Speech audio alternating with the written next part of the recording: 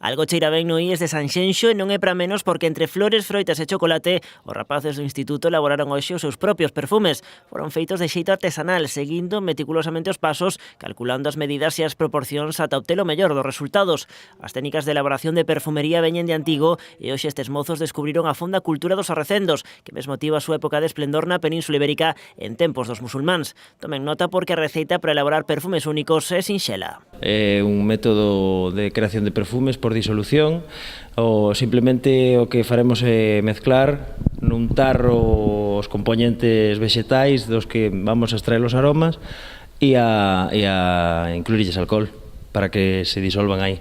En canto a recendos, a cousa vai un pouco ao gusto do consumidor. Trouxen chocolate e aroma de vainilla. Eu trouxen mandarina e canela. Chocolate, vainilla ou canela ou algunha especia máis. O que queiras, o olor de algo que che guste o traes e pones o perfume. Como ven, todo produtos da casa e moi doados de adquirir. Esa era precisamente a base desta actividade.